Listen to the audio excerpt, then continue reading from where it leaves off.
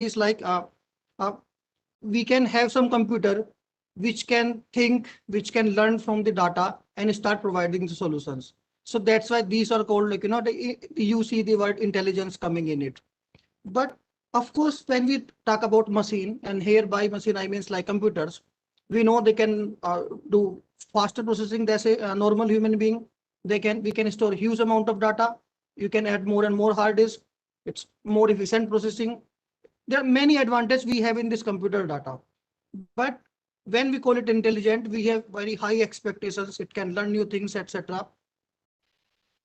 So when we see the early application of artificial intelligence for visual processing or other type of processing, we, to give you an example, let's say if you want to detect a car, in a picture it's a car or not, it can be some animal also. So we used to define different feature. Let's say in a car, to define a car, we'll have some tires, we'll have some headlight, we'll have some windscreen. So these sort of features we used to define and then write the algorithm to detect these fields, and then we can say it's a car or not. Same thing for the other kind of objects also.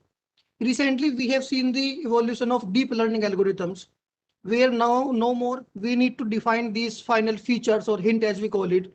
The algorithm can automatically pick up the hints also. So now we just need to label image as car or no car, and we can train our algorithm.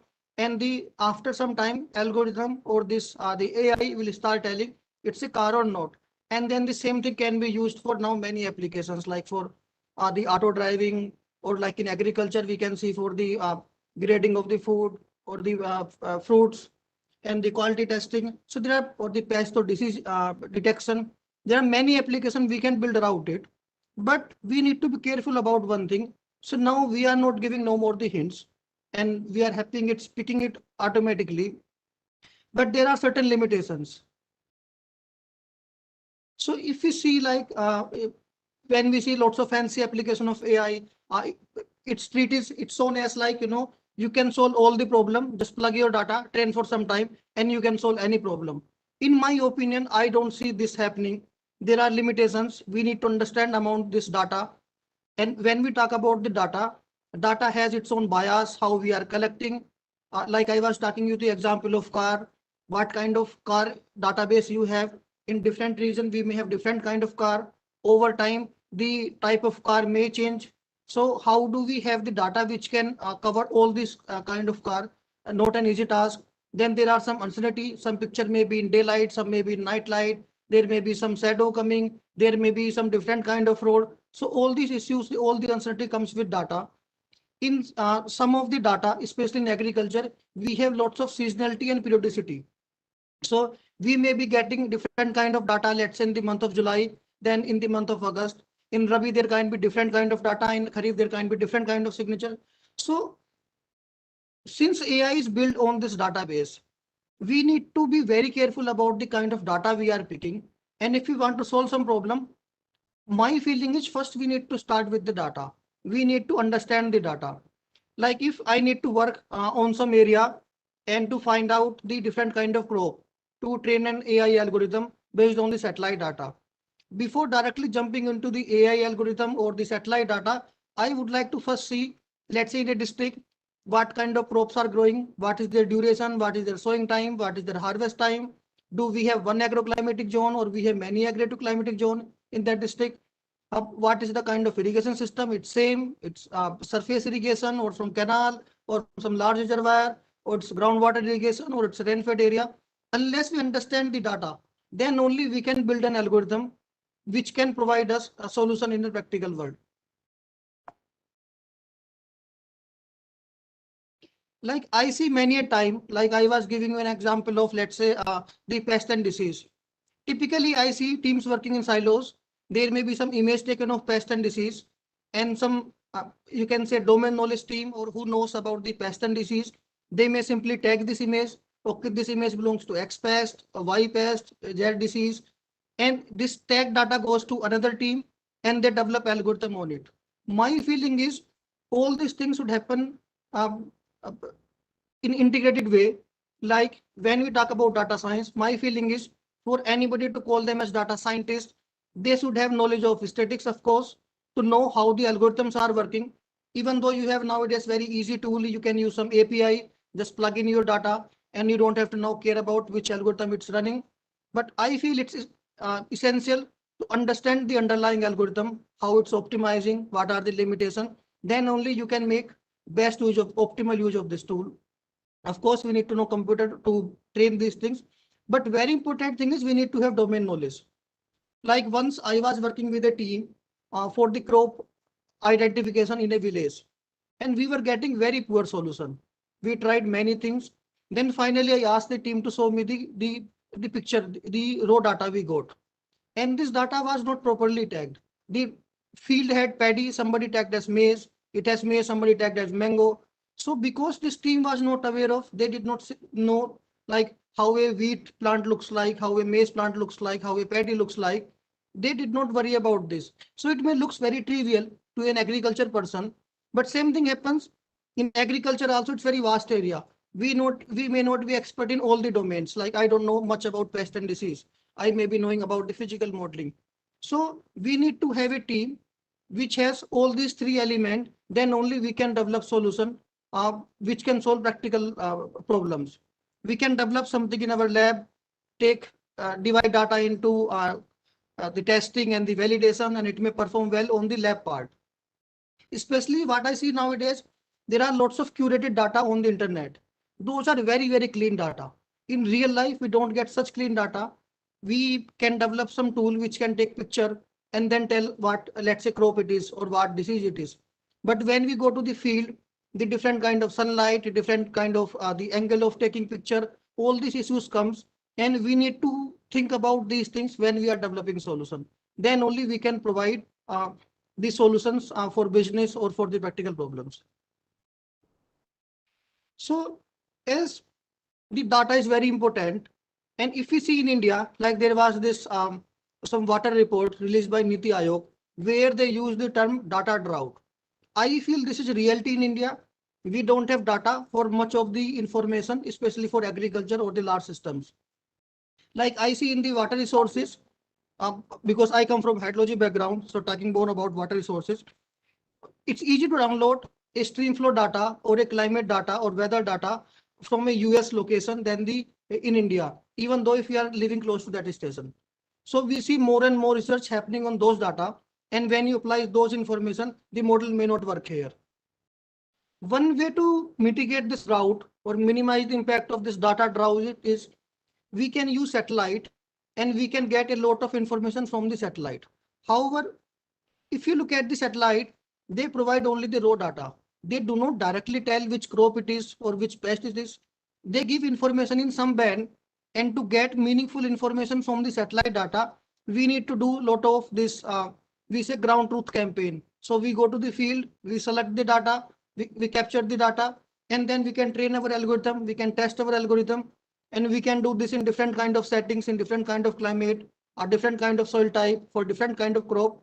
Then we can figure out what are things that we can provide the solution for, what are the things we cannot provide the solution for. And apart from the solution, we also know the limitations of our understanding. So that's why when I joined for my master in ISC Bangalore, the first task I started was to develop a field laboratory. We started in the Kabini Basin. This you can get more information on the Ambas website. So we started setting up this laboratory, getting all the variables which we felt are required for the hydrology and the crop modeling. And now we have a good database to test in our site. And now we have also collaboration with other sites where we test our algorithm to provide solution in different part of the world. Like here you can see one soil moisture map for a date in India, and you can see one for the United Kingdom. So when we talk about AI, like I mentioned, major limitation is the scalability. How do we develop a solution in one part? We are testing in one limited region, and we deploy it in the large part of the world. So that's where the physics come into picture. So we need to know the physical variables like different climate, the soil type, the crop type, and we can pick up different region and train model in all of these kind of data sets. And then we can be hopeful, we can be quite optimistic, like now we can provide solution different part of the world. Second thing is when we do this kind of work, we need to provide practical solution. typically my personal priority is to develop a solution which works in large area rather than improving the accuracy like 95%, 99% only in one particular area. But if this solution does not provide even 50% in other area, it's not good for me. So my target is always how we can achieve like about 80, 85% accuracy, but solution can work in large conditions. So by using the satellite data and these algorithms, we are using different kind of variables. Like at about 10 meter, we can get information about the crop health. We can get about the crop yield estimation. We can get about the water stress. If the some area was impacted by the flood, if there is some drought in some area, what is the crop water requirement for some particular crop? What is the crop area of some crop? So there are a whole lot of solutions we are developing around all this data. And these solutions, we are looking for mainly two kind of users. One is for the farmer. So farmer can download our app. This is available freely in the Play Store. And they just need to geotag their farm and they feed the information of which kind of crop they are growing when they sown the seed. And we start providing all the advisory, irrigation advisory, pest and disease advisory. They can take a picture of a pest and disease. And based on our algorithm, we can tell which pest and disease it is and what is the solution for it. Here is a small video for it.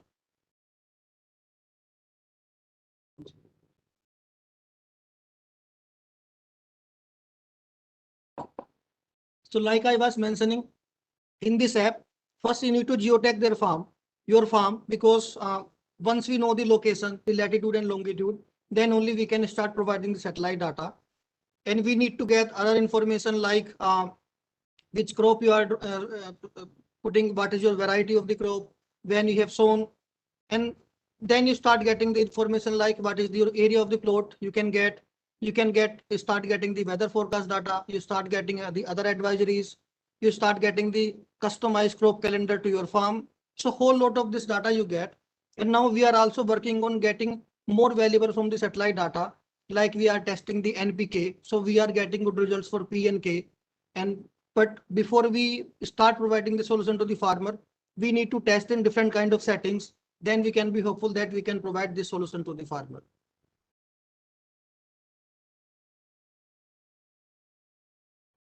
So this is our brief journey of the company. We started about 3 years back, and now we are providing our solution in different countries for large scale and the small scale applications, working for like agri input companies, agri output companies, crop insurance, water resources, and disaster departments, and also now working with farmers. Last year we got award from national central government for innovative use of satellite data in agriculture. Thank you.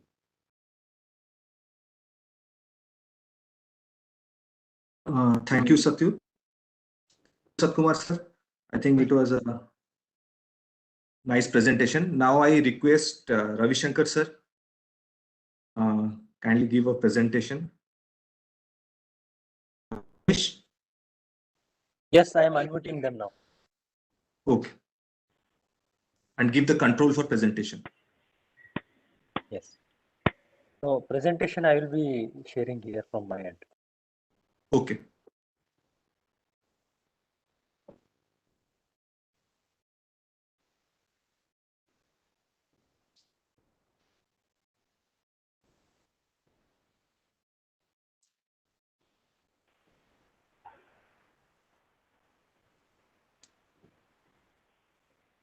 Well, sir, is this okay? Yeah, can you hear me? Yes, sir. Please go ahead, sir. Okay, thank you so much. Thank you, team KSK. And I'm really sorry that there was a bit goof up on my side. I mean, technologically, some issues happened, and finally we did a workaround as always. And so thank you so much for having me here. And I will quickly, briefly share the perspective of data and a brief view of what we do at AgRisk and how we've been trying to grapple with the area. And of course, our focus is all in agriculture. That's what our focus is. And so I said, let's try to, I mean, Dr. Sat had used the word data quite extensively and beautifully explained the various aspects of AI and machine learning.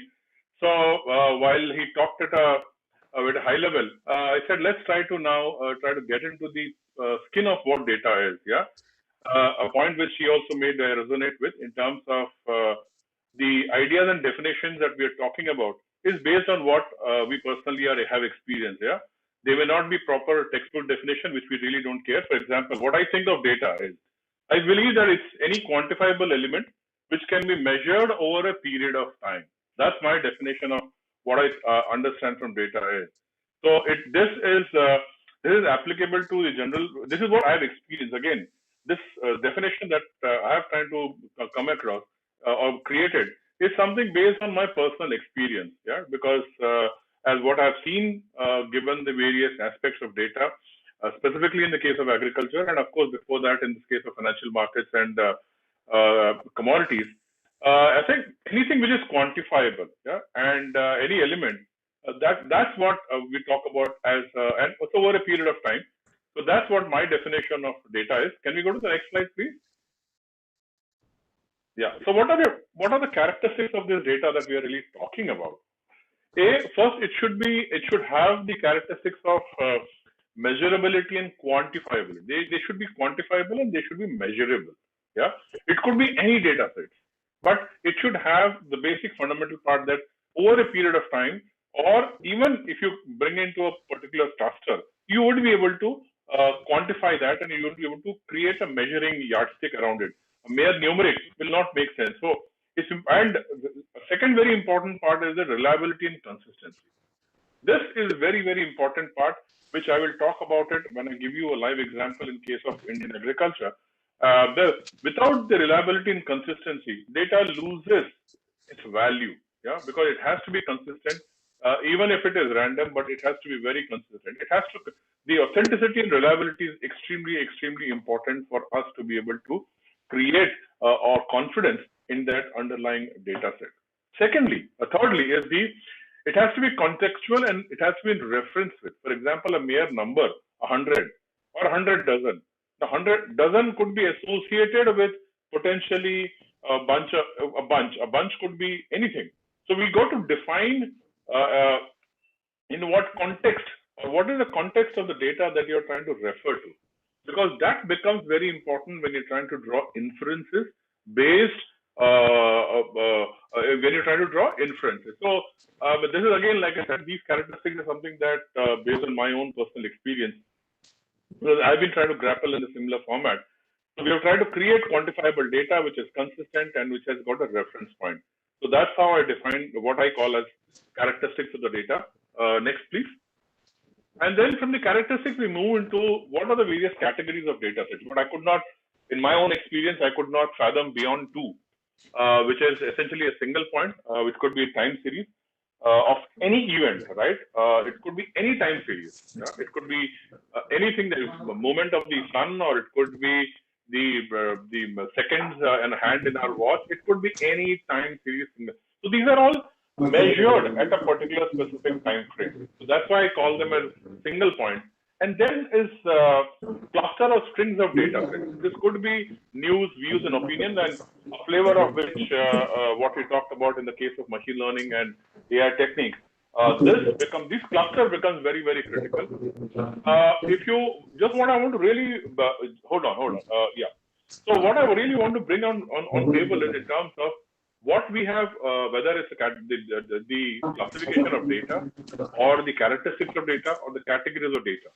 Now, when I try to look at from all this that I'm talking about, is purely from based on what I have seen after I analyzed a whole lot of data in the agriculture domain. Yeah. And one of the important points which I talked about was consistency. Can we go to the next slide, please?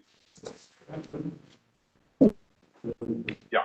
Now, this is where what I was talking about in terms of consistency. Yeah.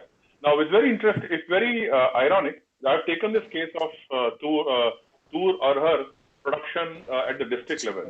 Now, if you see on the delta side, yeah, the delta is absolutely unbelievable. From minus 41% to 200%, then it swings back. I mean, it's crazy though. The year-on-year change between for the agriculture production data. This is the production data for Tur taken from the government of India for Maharashtra, for the districts of Maharashtra, just 2 districts of Maharashtra. What I really want to bring in here, focus here is in terms of how the data on the ground really looks like. Yeah, this is the district level data set. I've just taken few bunch, and every district that you take, all the 350 plus districts that we take in the country, you will find this absolute horrendous inconsistencies across the time frame that you're talking about. So the second principle of data for me is consistency and reliability. This entirely breaks the entire myth of saying that we have got a reliable and credible data. Now, can we move to the next slide? Yeah. So now if you look at the state level, so what I've done earlier in the previous slide was I showed you how inconsistent the data has been at the district level, where the swings have been wild.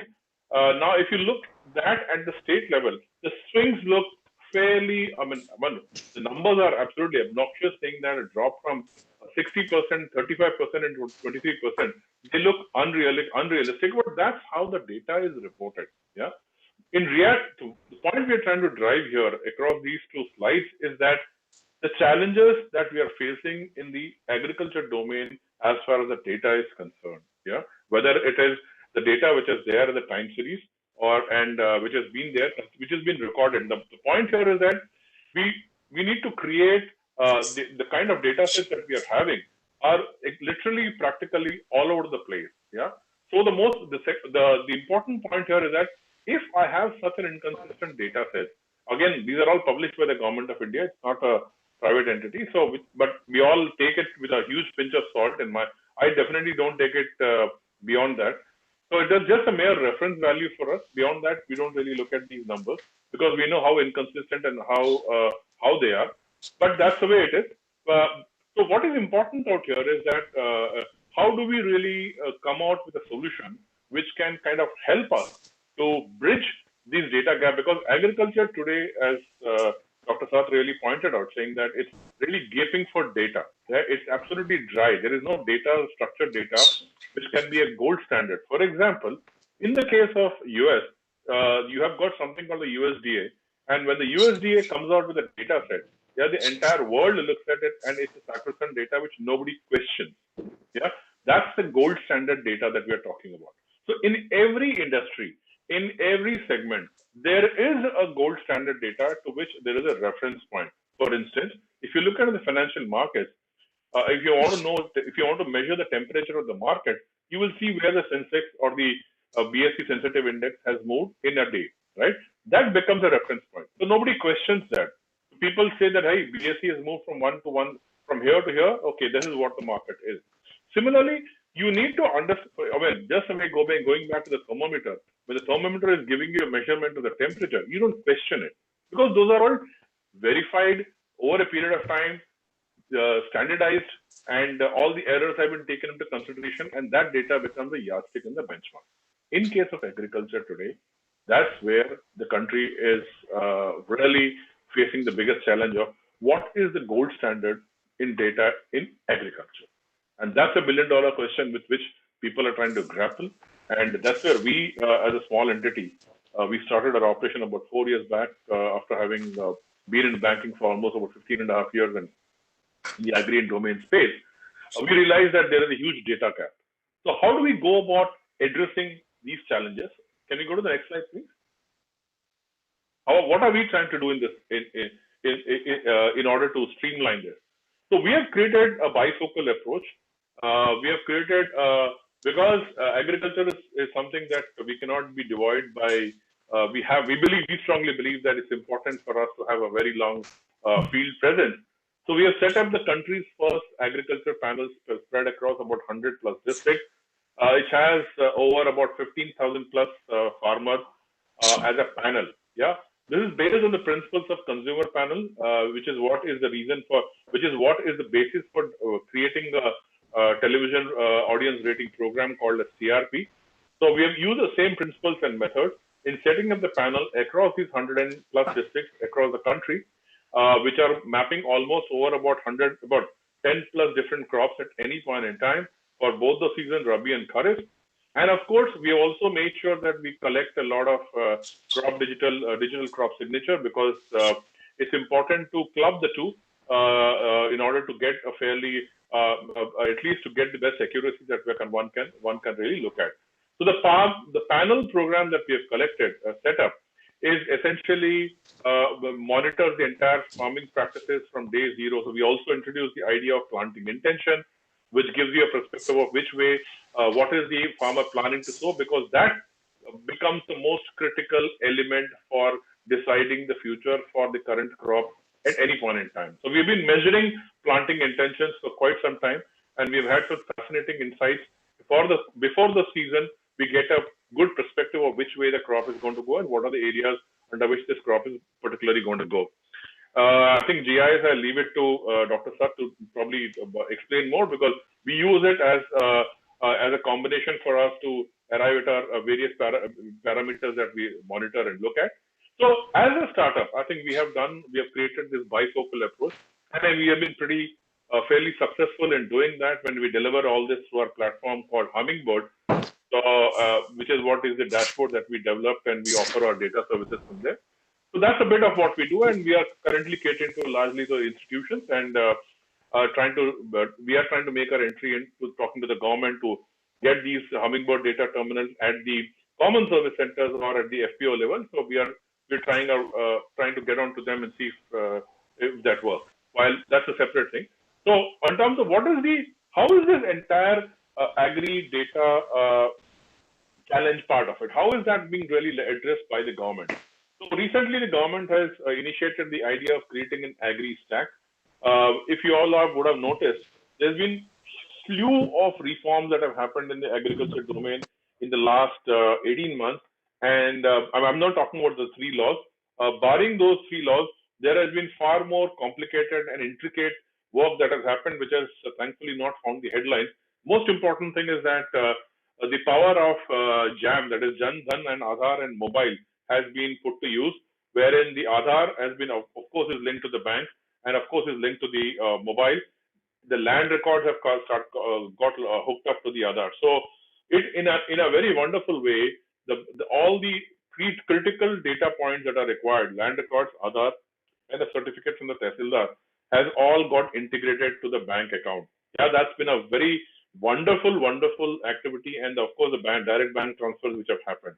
So this underlying element is helping the government to get far more sharper data sets. Yeah, and of course the DBT is happening under fertilizer subsidy, giving to the farmer, and payouts are happening under insurance, and of course the bank rate. So there is the government of India is trying to create this agri stack framework at the central level. Now the irony is that it's quite ironical. I would say that many states do not really publish their area under the crop or the production, but the central government always declares that in terms of what is the overall area under the crop and so on and so forth. So that's where the entire disconnect is. So there is a huge disconnect between the data sets that are used by the central government, but the data sets that are used by the state government. So, and between all this is where the private element and private industry plays around, who have a different data sets and yardsticks and benchmarks that are there.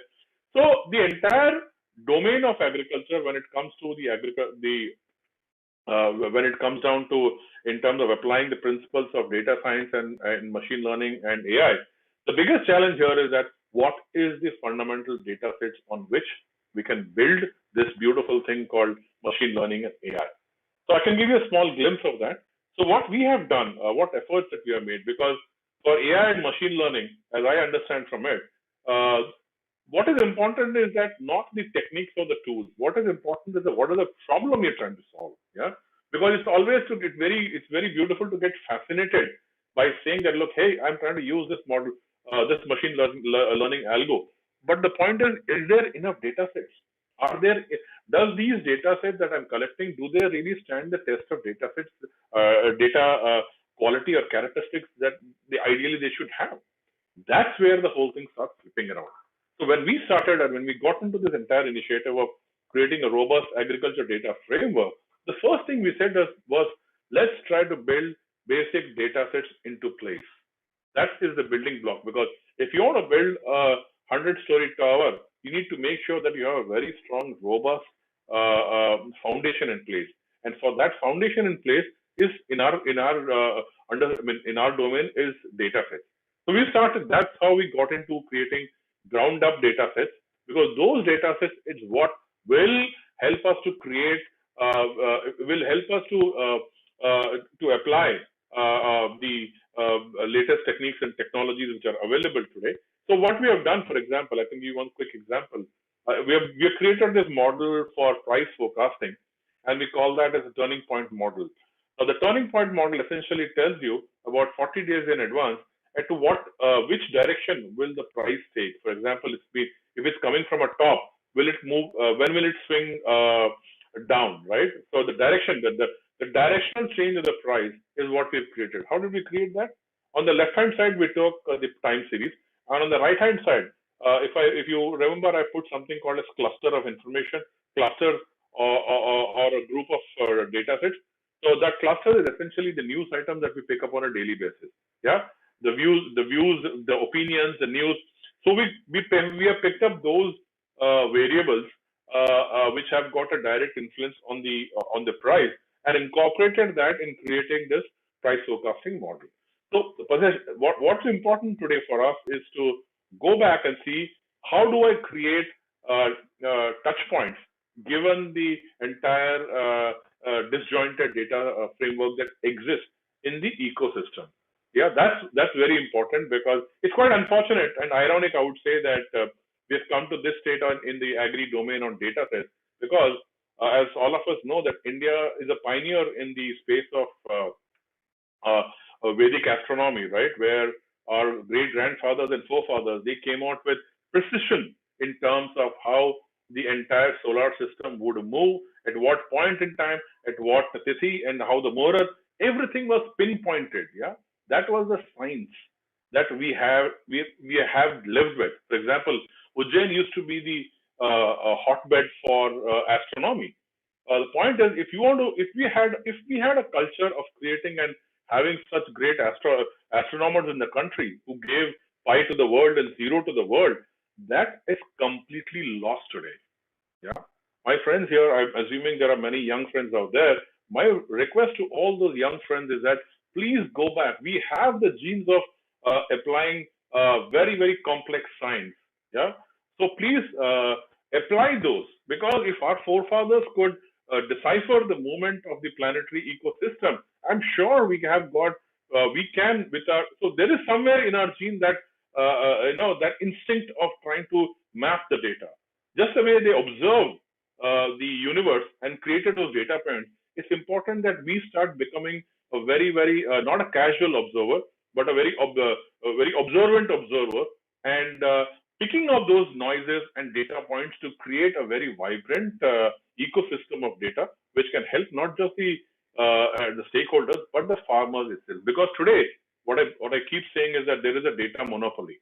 Yeah, because the farmers don't have access to the same information that the traders or the other ecosystem players have.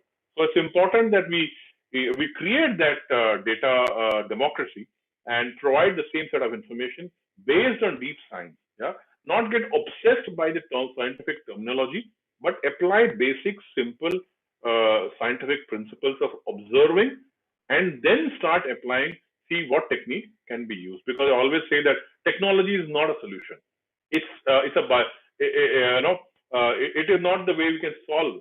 The first thing is we need to define the problem and see what are the elements which can be used to solve the technique. Sometimes a very complex problem can be solved by a very simple thing. Yeah, these are my initial opening remarks, which I would like to conclude, and back to you. Thank you so much. Yeah, so these are the wonderful opportunities we talked about of creating blocks, group of family trees, and stitching the data. And most important is creating data awareness and consciousness, because that's where we are missing out. We had it in our ecosystem, we've lost it. My request to all the young friends out here is to please start becoming aware and conscious of the data sets, because without that, you cannot create a life. We are a scientific entity as humans, yeah, that we are all our star material, right? And where science becomes the core. So please bring in that into our thinking and creating data consciousness and awareness, and rest will can fall in place. Thank you so much. Thank you, Ravi sir. I think your intensity and the value of generating data is very much important, and we will throw more lights in the panel discussion. I request Jagdish sir to give the presentation. Thank you, Team KSTA and Team Nivedi. It's an absolute pleasure. And as things would have it, technology challenges are present every day, even to people like us. So I will request you to share the presentation. My video is not on. We also have the same problem. True. I don't know why the camera would not cooperate when it initially had started. So quickly, wanted to say a few words. Thank you, Ravi Shankar, for sharing that wonderful thought about the solar system and Indian Vedic understanding of seasons. Why I would like to begin with that is, as a youngster, I was also a skeptic, a non-believer. Okay, so when somebody, I'm talking of the 70s when I was still in my teens and I was shown the computer, I said, this is an improved typewriter or a glorified typewriter. So I was such a arrogant, what would I say, youth. Okay, and when people spoke of artificial intelligence, I had the tendency to say common sense is better. Natural common sense and wisdom is better, right? Had been a disbeliever in modern technology for quite some time, like most of us. Okay, so I just want to share where I find the connect. There is a share option. Please check. Sir. I have Yeah, sure. I'll come to that. I shall share slides in a moment. Okay, so purely what I want to say is, see, as common sense, we observe day and night. Okay, and so we can talk about day and night and say that's common sense, and I know how the universe works. But if you were to have to explain the seasons, the change of seasons, common sense does not work. You needed a whole lot of data, which had to be analyzed by a higher order to really prove that Earth moves around the sun and sun is not moving around the Earth. No. So when you need to do second order thinking to solve wicked problems, you need artificial intelligence and data science. So I would like to begin my presentation on that subject. One second, about what we at Zentron are doing. And one moment, let me do. Yes. Okay. My slides are visible. So Zentron is a Bangalore-based startup. Okay. We use machine vision for fruit grading and sorting around fruits. Okay. We have a number of systems across the country. I'll describe the problem we're trying to solve in a little while. Basically, apples and oranges we have done. We have done about 6 years of R&D in developing these solutions. I'll come to that.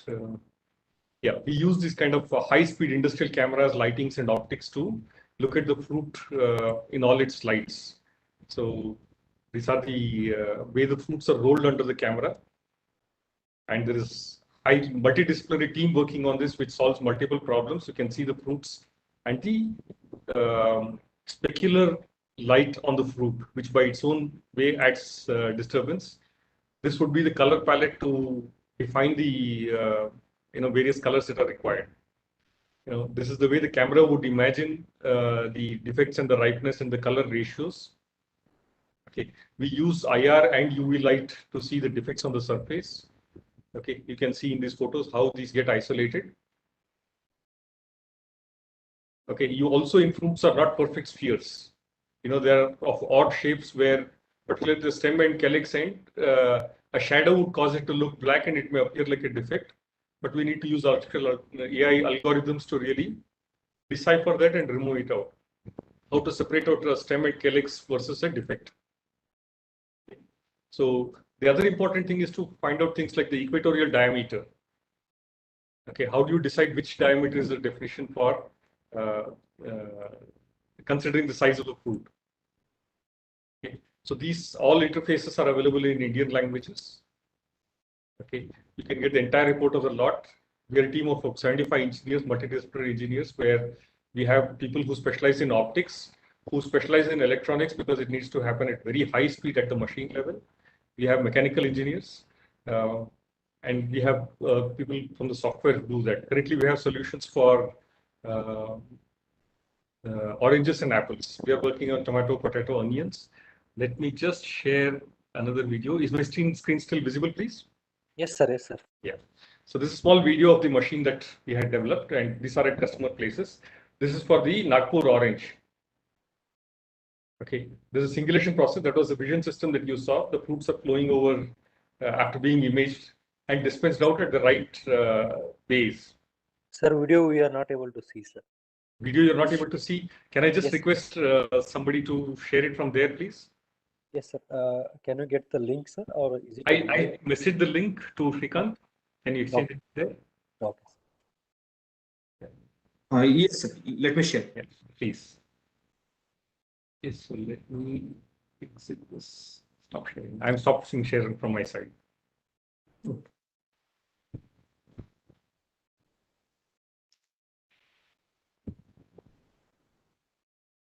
Sir, can you please try to share now through the browser?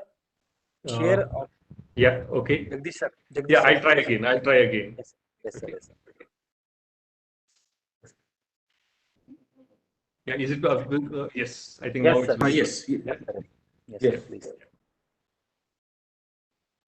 So these are the fruits that roll out below the vision station. This is a vision station where we have the camera and the analysis happens. The fruit needs to be inspected below the camera, and then there's a special mechanism. First, you need to singulate them because you can't have multiple fruits landing up below the camera. Okay, before this, in the whole process, there is a washing and waxing that happens, and a drying needs to happen.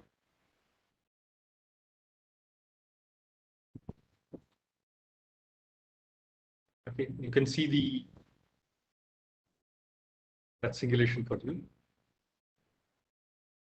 So, I mean, customers ask for 1-lane machine, 2-lane machine, 4-lane machine, 8-lane machine. That determines the volume of throughput that we do. And you get that many exits, 4, 6, 8, 15. So the large ones, export grade, local market, ripe, not ripe, defected. Each of these get dispensed into that dispensing bay. All at high speed, at what I would say, determined consistently and objectively by the computer. Okay. So that's the kind of solution we're developing. These are available commercially in the market. SPOs and farmers are using this. We just stop this. Yeah. So, if I had to say what is the problem, now I'll switch over to some slides, some other points I wanted to speak. What is the prime problem that we at Zentron are trying to solve? Okay. I just want to say that purely on a market perspective, commodity markets do not favor producers. These large markets really are against farmers. They are in favor of buyers. When all your tomatoes or all your paddy looks same, there is no way in which a buyer will differentiate between your product and another person's product. That is how they will down the price and buy it all at the lowest price. If you are able to do sort and grade at quality, okay, you will give higher price to a certain quality or grade that you want. There are markets that only consume large fruits. There are markets which are located distant where you need raw fruits. There are markets nearby which need ripe fruits. There are grades that are meant for processing.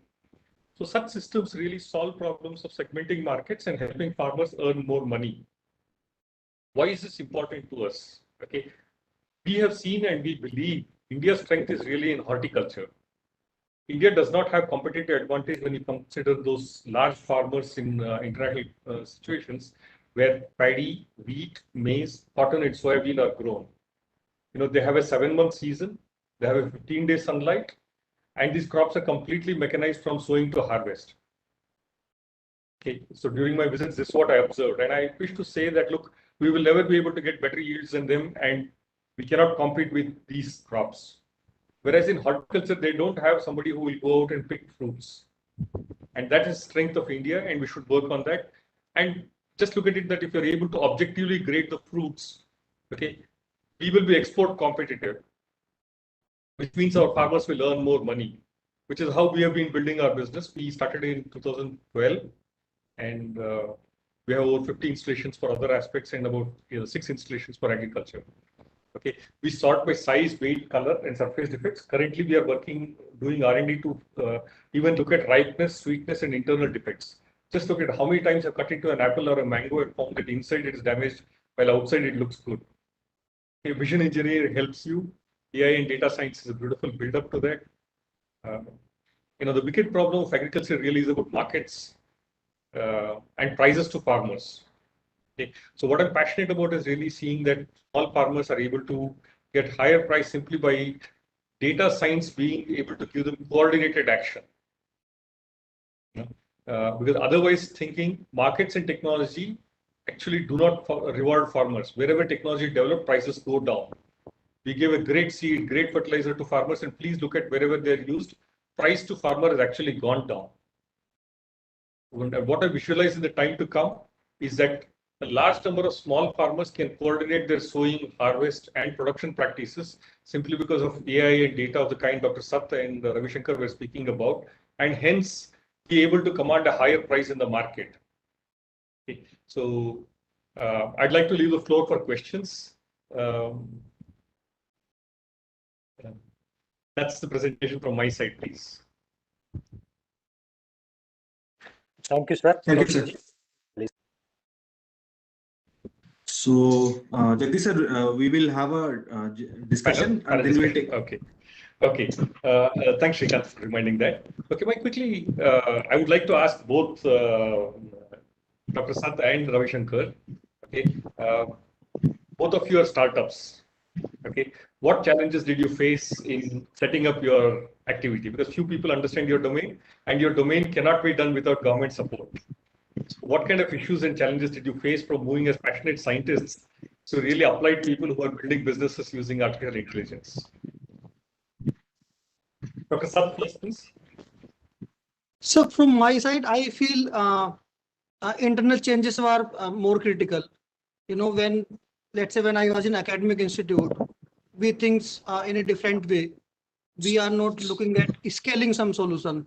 We are looking at testing some hypothesis, developing some model, even though it's working for a small region. Their objectives are different, to publish more paper. But when we come in business, we are not, doing R&D for publishing paper. If we publish, it's good, we get some validation, but here target is how we can solve a problem. So internally to change this attitude from just solving problem based on the challenge to solving a problem for which the size is sufficient. There are users who are willing to pay, because we need to have revenue to continue our work. In academic institutes, we can start getting some R&D grants and we can continue our work. But here we need to generate our revenue, and we can only generate revenue when we have something for which people are willing to pay. The priority need not to be same in academic and the startup or for the business. So we need to see what we can develop first, which is faster, and deliver it. Then maybe we can move to other things. So I think this was the major challenge, at least for us. Dr. Sat, do you think that there can be greater collaboration between industry and academia in your subject? Do you think that will solve this problem? When you can focus on revenue generation, they could do some few science work for you? Sir, few things, I mean, of course, few things help, because being a small startup, it's not easy to do R&D for lots of things. So there are sometimes we have active collaboration, like we are doing many projects with ISC Bangalore. We develop things, we test things. Like I was mentioning about Ambas website. So it's managed by ISC Bangalore, but we also work in that. And then, so we have, but sometimes we get benefit out of, you can say, let's say, passive collaboration. Academic institutes publish a lot of articles, which we read, and it helps understand, like, these are the ways this problem can be solved. Maybe we make minor refinement, or we make it easy to access. We add some layer and then we can solve it. So yes, there is a great scope for the academic and the industry for the R&D purpose.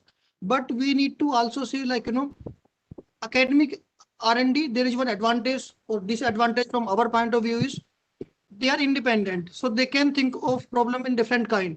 It doesn't have to have immediate market. But for a business, typically we are focused on, let's say, short term means like 1 year, 3 year, how we can generate revenue from something in the near future. So if academic institutes also start doing the same thing, then we will not be able to develop a product or technology which will be useful in future. So they have the advantage, and they should do this and continue doing this, where some technology need not to be immediately useful, maybe useful after 5 years or 10 years, or maybe not at all useful. So they have this freedom, and they should work, leverage this freedom, and then solve different kind of problem, even if it doesn't have the immediate market for it. Thank you, Dr. Sat.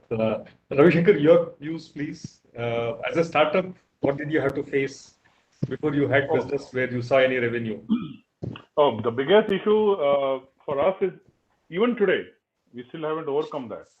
is data trust. We are in the business of data, right? So first thing is trust, because it's very difficult for people to trust a new entity who's claiming that they're applying a lot of science, whereas the ecosystem barely believes in the principles of science and they believe in the principles of Jugaad. So it is a very big challenge which we are facing even today, and it's a slow process for us to get the endorsements from our clients and benefactors saying that, hey guys, their data is pretty good. We're taking a bit of time on that front. I think that's the biggest challenge for us which we face today, and but slowly we are able to get over that hump, but surely, yeah. Thank you, Ravishankar. I'm told that in the audience we have a number of students and academicians.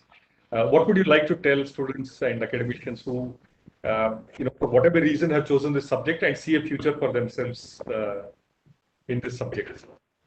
See, I strongly believe in all of us. I mean, all the entire audience and people here are thankfully believers in science.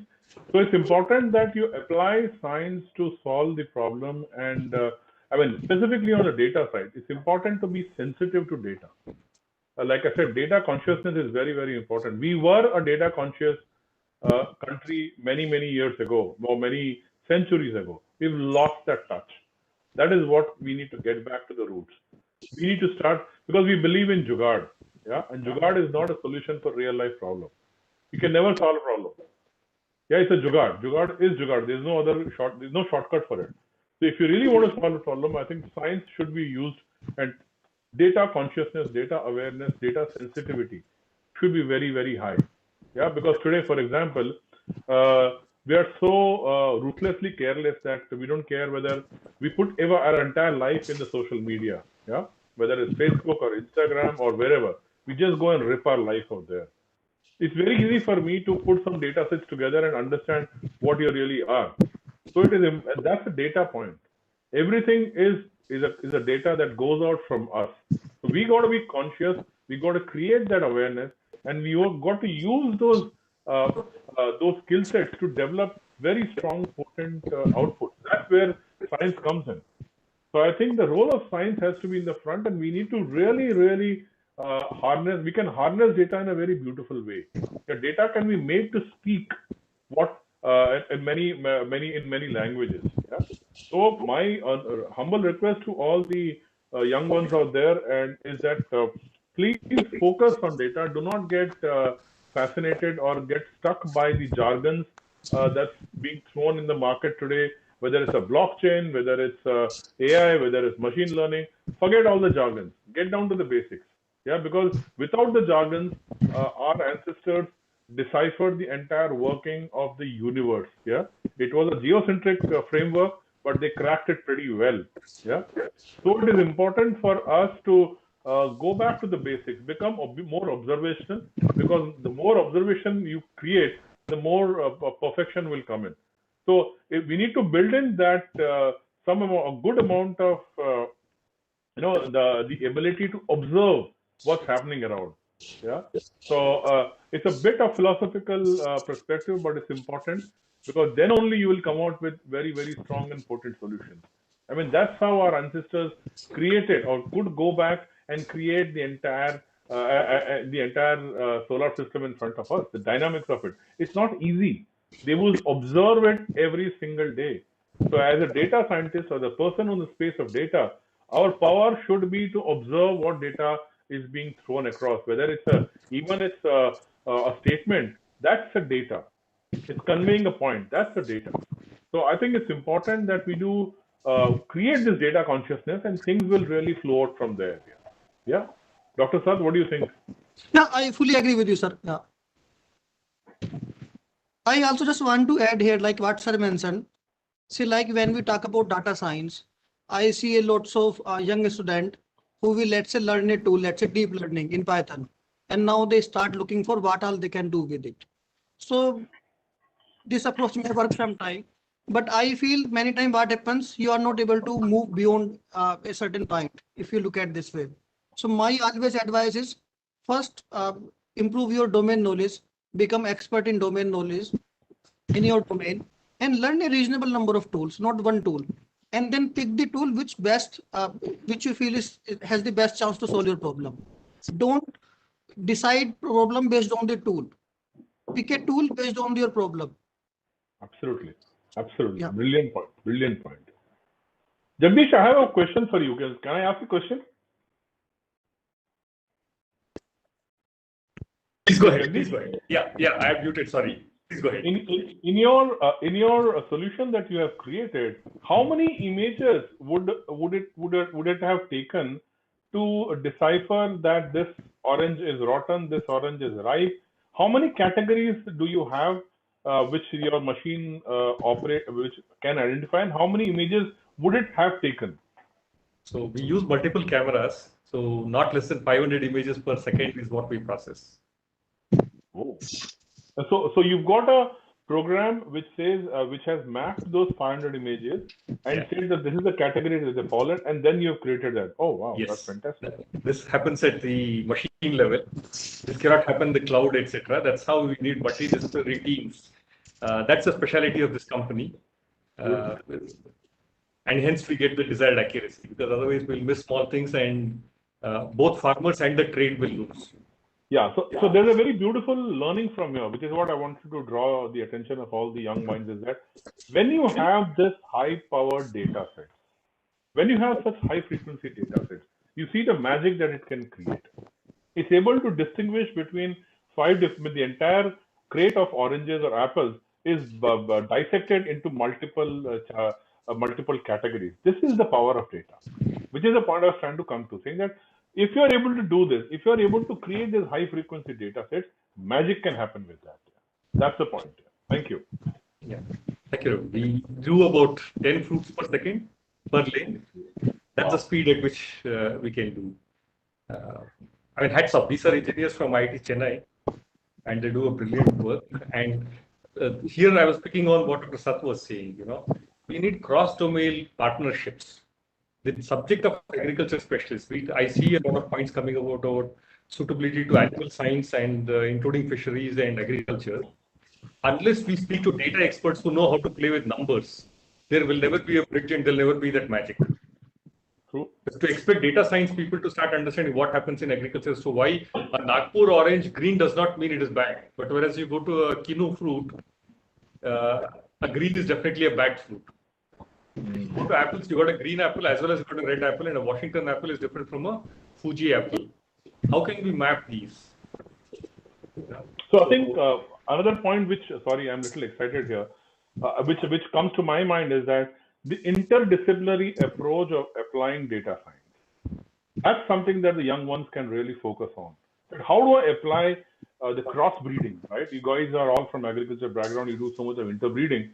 That's how you come out with such wonderful plant yields, etc. So how, in similar way, how can I apply the data sets from, can there be an interdisciplinary cross-section of data sets to come out with something different, given the challenges that we face in Indian agriculture? So that's one more thought process which I would like to leave, so that the boys and girls can really start exploring those things. Absolutely. You know, my point of participating in this and requesting Nivedi to, I mean, have both of you and Sat was that we really need to work collaboratively. Left to ourselves, there's only little ground we are going to cover, and we are going to look at earning our revenue, etc. Here are a set of examples where AI in agriculture, and sadly, Dr. Sat, I just wanted to mention, if you permit, your clients are international clients, right? Sir, some of them are international. Yeah. Half of our revenue comes from outside India. And Precisely. I really would like to see Indian farmers using your data sets and your prediction. You know. so now we are working with farmer, and yes, there are some challenges. One challenge we see is like, how to provide this information in a very simple way, which farmer can understand. So, but we see there are some farmer who are appreciating and then started using our app. So that's where we are putting more focus. How do we simplify things? And in the background, we may have complicated things running, lots of computation, etc. But at the end, it has to be in a very simple language. Yes, this is the issue, and this is what you can do for it. Thank you for putting that. Jagdish sir, we will take some questions now. Yeah, sure. Then we will move forward. Yeah, sure. This is a question by Pramod Session. With the increased incidence of unforeseen weather events happening in spite of best advisory services, the damage to farm produce is bound to happen. So the best thing that can happen to farmer is insurance being paid. How well can application of AI help here to increase the maximizing of processing of claims? This is critical to make more farmers take up insurance. So I feel from my side is like one of the issue I see in the crop insurance is, let's say if I take health insurance, depending upon my health, I get paid for it. But in crop insurance, for large schemes, it's the area approach. So they look at the health of entire village and it decides you get paid or not. So I feel if we can from area approach, we can move to a farm scale where that farmer's farm will decide if we need to pay insurance or not. This can be one of the booster where more farmer can adopt it. And with the help of the satellite data and these algorithms, we can get information at the farm scale, and this can add value, and maybe more farmer can adopt it. So can I also add, if you don't mind? Yeah, please, sir. Okay, the fundamental issue with insurance is that, what are the basic principles of insurance? Insurance is a principle which is based on the probability, right? It's purely law of probability. Now, the fundamental issue in agriculture is that the law of probability is absolutely skewed, right? Hence, the premiums that are being charged are exorbitant. They're almost 10 times to 20 times what you pay as a life insurance. Yeah, that's absolutely uncalled for. For life, why is it so? Because the data on life insurance is freely available, or it's easy, or it's structured and timely available. It's available very wonderfully. In case of agriculture, the data sets are not available.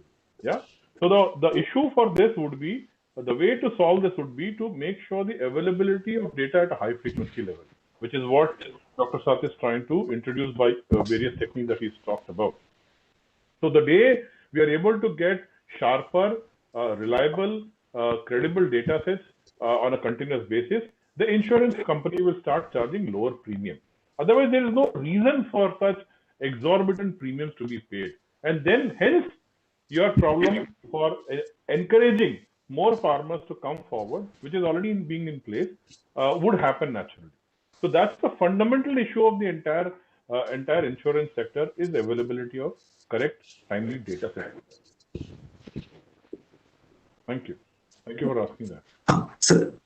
So next question is, which satellite data have to be used for spatial and temporal data set for Karnataka agroclimatic condition? This is to Sat, sir. Sorry, I didn't get the question properly. So what do you want to do in agro-climatic conditions? Exactly. Yes. Maybe you can put a follow-up question. So when we are talking about getting the data, we get whole lot of, let's say, to give an example, you can use Sentinel-1 and 2 coming from European Space Agency, which provides you at about 5 days all the farm data you can get.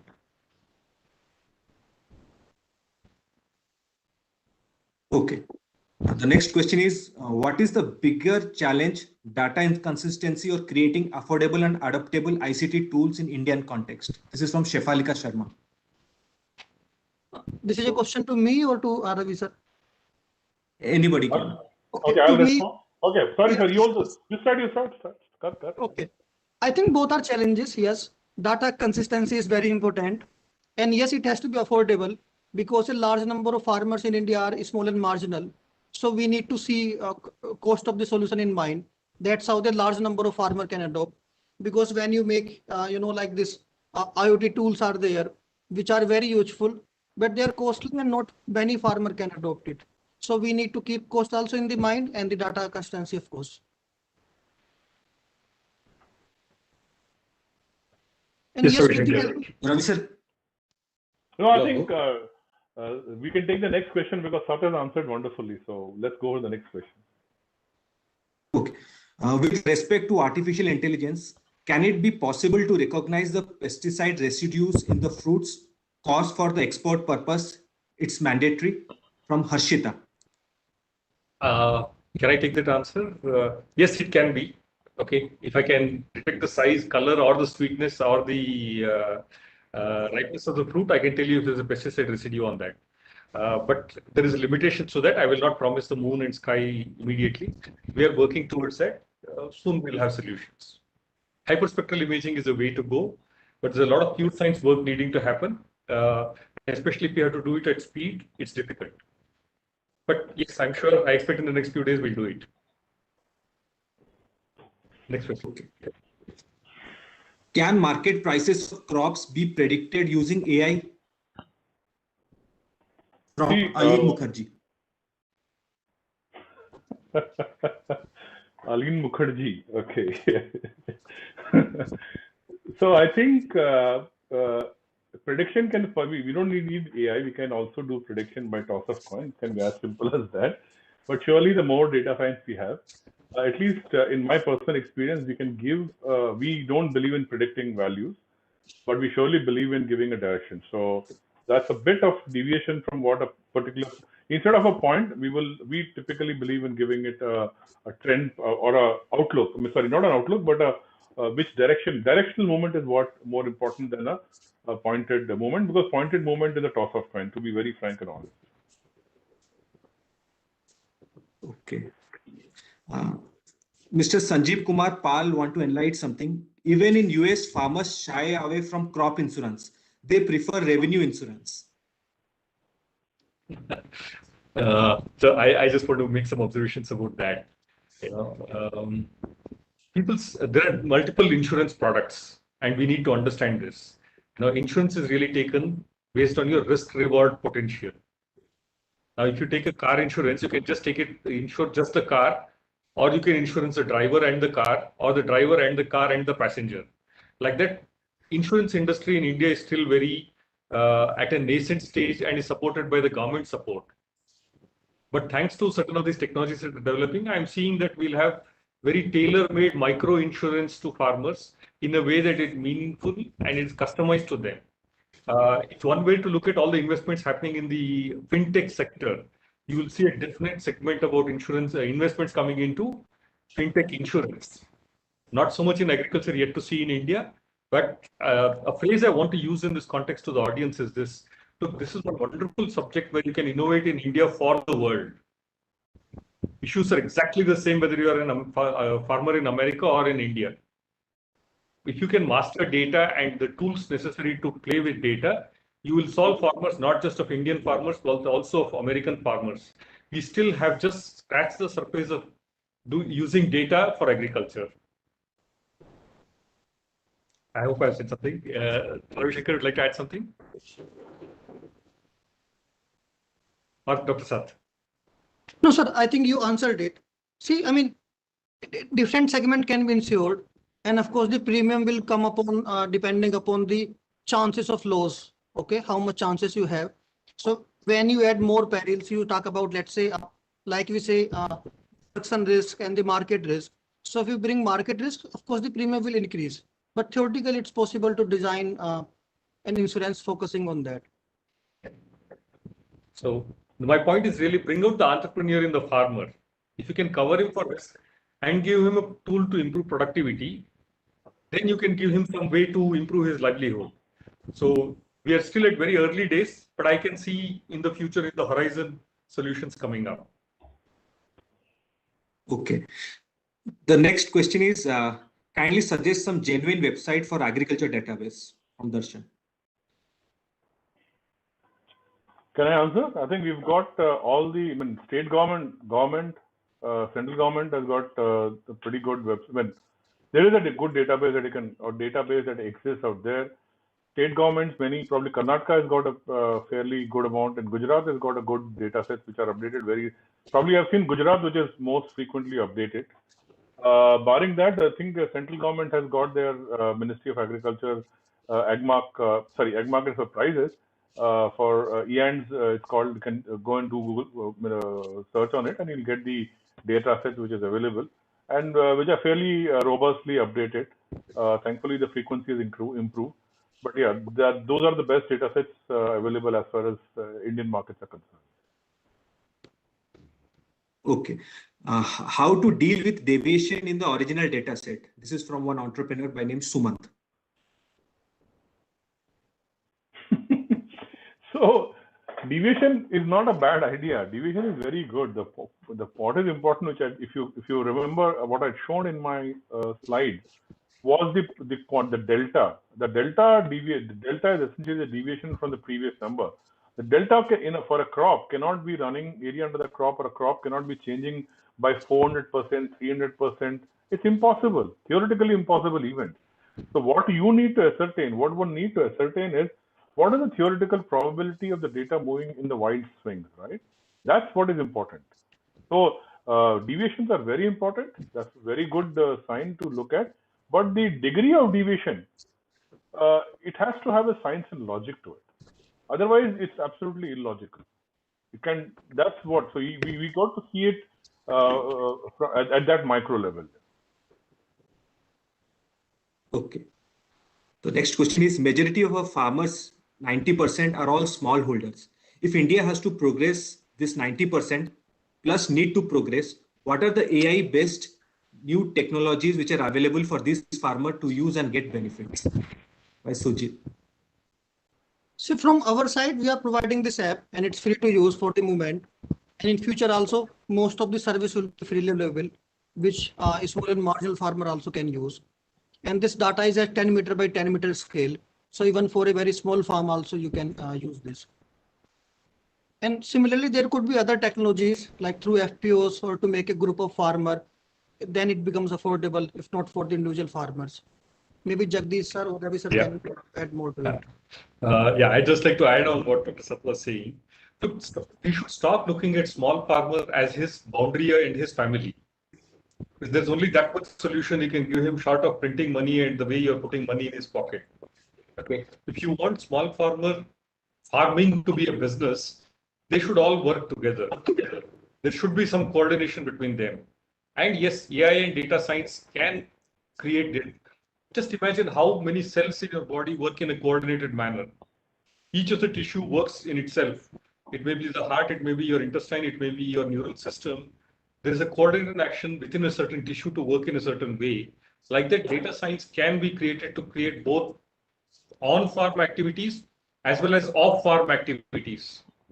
We need more deeper thinking, and we need more partnerships and collaborations for this. That's the only solution I can see for a small farmer. If you think of boundary of his farm and his family, there are no solutions I can think of.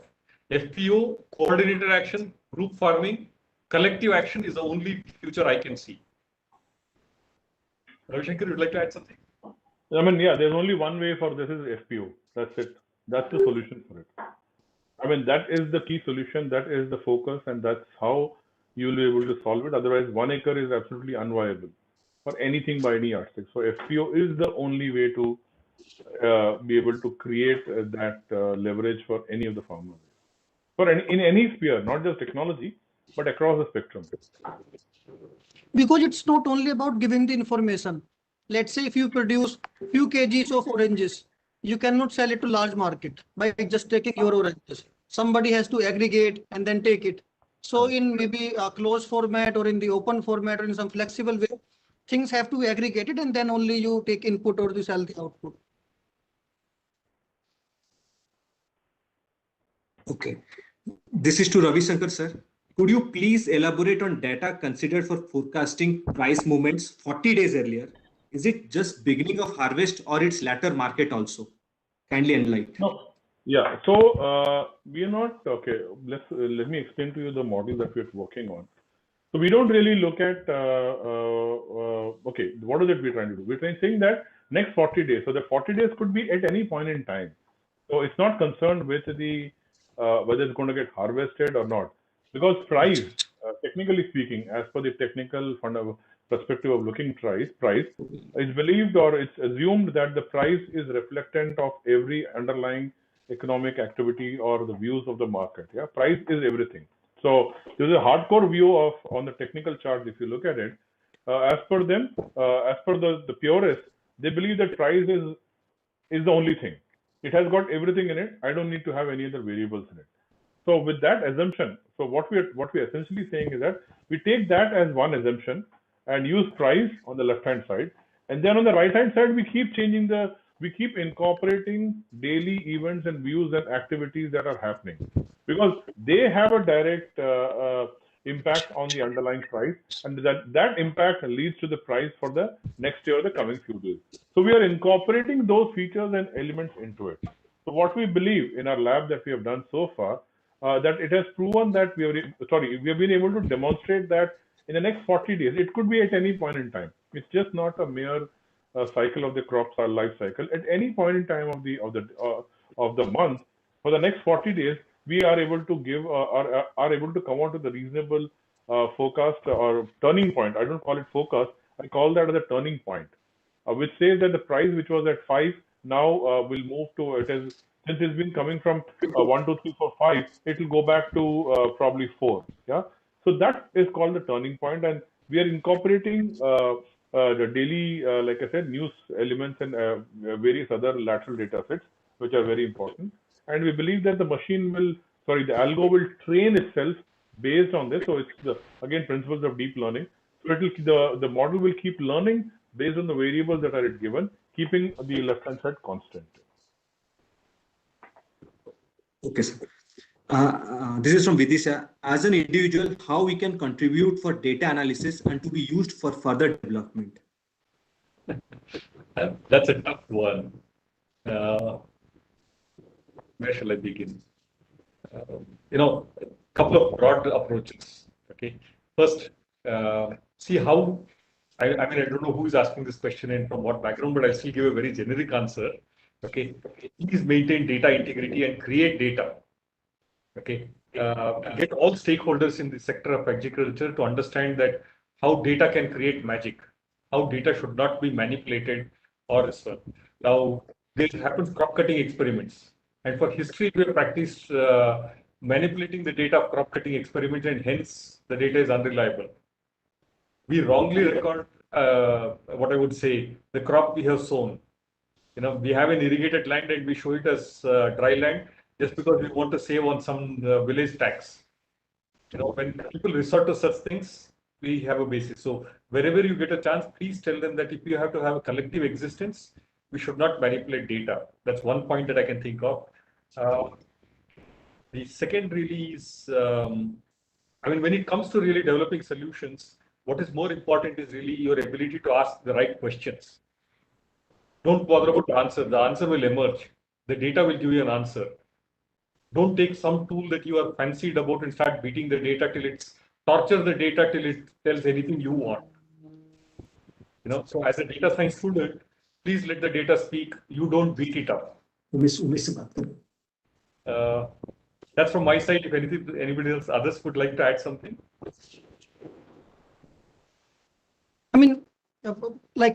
I'm also not aware of the background. Assuming you are a student studying something in early stage of your career. I think one way is, how you can improve your learning process, not just relying on, like I was showing 3 boxes. How do you learn about the computer, about the algorithms or the statistics, what is the math behind it? And most important, understand the physics or the science behind it, how things are working. So go in all the areas, then you can come up with the solutions which are scalable. And the second thing was, like Ravi Shankar showed, like somebody also asked about this anomalies in the year-to-year production. Of course, we cannot easily figure out what was the actual production, but if we know the limitation of our data, then we know what are the questions we can ask from this data and what are the questions we cannot ask. So now we will not take that data and say, yes, there was so much decrease or increase in the production. We know there is something happening with data, so we will not ask those sort of questions. So if we know the limitation of our data, that is also useful. Very powerful point, sir, Dr. Sir. That's the fundamental point. That is the point on which the entire data science principle evolves. Knowing the limitation of the data. That's where it starts. So in agriculture, like I've just given a very small brief sample. If you go deep dive, you'll find so many anomalies. So I think starting point is to know the limitations of my data and then start the building blocks from there. Thank you. This is a question, sir, from Karnataka or from North Karnataka, we have to focus on GIS. What steps should we take to get awareness of GIS and its uses and benefits for farmers in Karnataka? No, sorry, so what's the question? I don't think a farmer needs to learn GIS. They know farming well and they can see what are the things which can add value, what inputs they can apply optimally, how they can sell their output in a better way. GIS to be learned by maybe me or by you and to give them solution in easy way. This is what I was telling about. When we are working with farmer, our major challenge is how do we put things in a very simple way. So I don't think we'll have to teach them the GIS. We need to solve their problem. What is the problem? Let's say for input application, they need to know which nutrient they should apply. Maybe it's already there in the soil, so you don't apply this one, you apply the other nutrient. How much you need to irrigate. If some pest come, what is the best pesticide or nutrient natural solution which you can apply? Answer we need to provide to the farmer. If you are asking in some different context, maybe you can contact me. You can take my email ID, and then we can see how we can help you. Yeah, I notice a lot of questions are, maybe we should take them offline, okay, on one-on-one. Okay.